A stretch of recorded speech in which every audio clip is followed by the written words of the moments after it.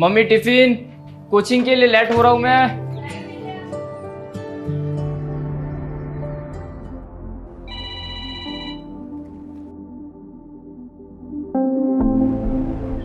Hello, नमस्कार भाई साहब।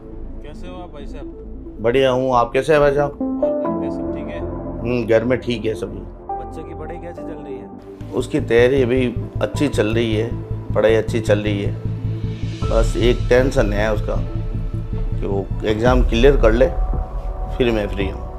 हाँ ज़रूर मिलते हैं।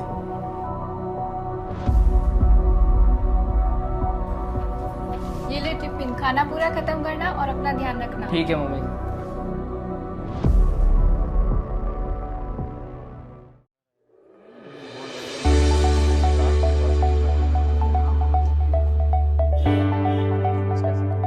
यार मेरे वीकली टेस्ट में इस बार बहुत अच्छे मार्क्स आए हैं और मुझ में तो कॉन्फिडेंस आ गया है कि मैं जो नेक्स्ट एग्जाम है मैं बहुत अच्छे से क्लियर कर लूंगी। यार तेरा तो फिर भी ठीक है, पर मेरे इतने अच्छे मार्क्स नहीं आए इस बार। पता नहीं मम्मी पापा को क्या बोलूँगा मैं। यार लग रहा है कि इस बार इतनी अच्छी स्टडी हुई नहीं है मेरे से। यार वीकली टेस्ट में भी सही से क्लियर नहीं हो पा रहा है, तो मैं मेन एग्ज़ाम कैसे क्लियर करूँगा? मम्मी पापा को कितनी उम्मीद है मुझसे, मैं पास नहीं हुआ तो क्या होगा? पापा कितना स्ट्रगल कर रहे हैं मेरे लिए, इतनी पढ़ाई के बाद भी मेरे मार्क्स कम क्यों आ रहे हैं? चलो मैं चलती हूँ, बाय। बाय। चल अपन चाय पी के आते हैं। चलते हैं।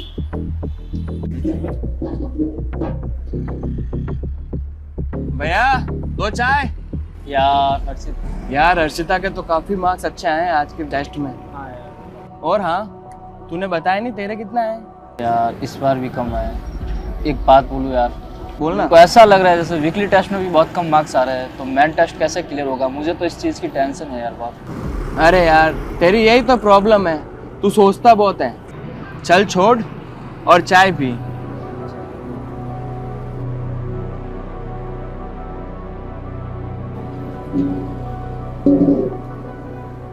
एक चाय लाना। हेलो, ठीक हूँ यार। अब क्या बताऊँ यार, बहुत स्ट्रगल है लाइफ में सीरियसली। मतलब जो सोचा था ना ज़िंदगी में वो नहीं कर रहा हूँ। पढ़ाई की कितनी इंपॉर्टेंस होती है वो आज मालूम पड़ रही है। काश उस टाइम अगर पेरेंट्स की बात मान लेता ना तो आज इतनी प्रॉब्लम फेस नहीं करनी पड़ती। स्टडी आपकी लाइफ में एक बेस तैयार करती है। पढ़ाई के बिना कुछ नहीं है। वो आज समझ में आ रहा है कि वास्तव में पढ़ाई कितनी इंपॉर्टेंट होती है।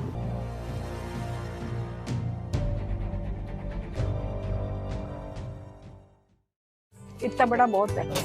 ये कितना किलो का है? 3 किलो दे दे। नमस्ते आंटी। नमस्ते बेटा, कैसे चल रही है बेटी की पढ़ाई? मेहनत तो बहुत कर रहा है इस बार। देखते हैं इसका एग्जाम क्लियर हो जाए तो ये टेंशन खत्म हो जाए हमारी। बच्चे मेहनत तो करते हैं, सक्सेस होए। माँ बाप को तो यही टेंशन रहती है जब तक बच्चा कुछ कर नहीं ले।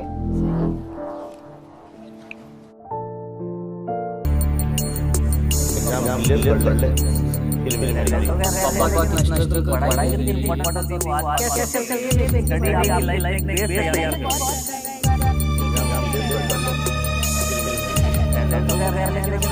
पढ़ाई कितनी इंपॉर्टेंट होती है वो आज पापा को इतना स्ट्रगल कर रहे हैं मेरे लिए। यह कहानी किसी एक बच्चे की नहीं बल्कि हर उस स्टूडेंट की है जो किसी भी एग्ज़ाम की प्रिपरेशन कर रहा होता है। सभी नंबर की रेस में भागे जा रहे हैं और नंबर्स कम आने पर निराश हो जाते हैं। मम्मी पापा भाई बहन सभी की बातें याद आने लगती है और आंखों के सामने वो उम्मीदें नज़र आने लगती हैं जो हमारा परिवार हमसे करता है। ऐसे में उसे लगने लगता है कि उसके मन पर क्या बीत रही है, उसके दिमाग में क्या चल रहा है, ये उसके अलावा कोई नहीं समझ सकता और वो over thinking and self doubt के जाल में फंसता चला जाता है। Self doubt and over thinking की वजह से हमारा केवल टाइम ही वेस्ट नहीं होता बल्कि हमारी मेंटल हेल्थ पर भी ये नेगेटिव इम्पैक्ट डालते हैं और इसकी वजह से हमारी स्टडी पूरी तरीके से डिस्टर्ब हो जाती है। ऐसे में ये समझना बहुत ज़रूरी है कि किसी भी गोल को अचीव करने के लिए या किसी भी टारगेट को कंप्लीट करने के लिए हम केवल मेहनत कर सकते हैं, रिजल्ट हमारे हाथ में नहीं होता है। हम एक सोसाइटी में रहते हैं और इस सोसाइटी की वजह से पेरेंट्स का एक्सपेक्टेशन रखना बहुत ही नॉर्मल है, लेकिन इस एक्सपेक्टेशन को अपने माइंड पर हावी नहीं होने देना है। हाँ, पेरेंट्स की एक्सपेक्टेशन को हम दिमाग में ज़रूर रख सकते हैं, क्योंकि हमें स्टडी कराने के लिए वो बहुत स्ट्रगल कर रहे होते हैं और इस स्ट्रगल और अपनी प्रॉब्लम्स को जब वो किसी के साथ शेयर करते हैं तो हम उसे उनकी एक्सपेक्टेशन समझ बैठते हैं।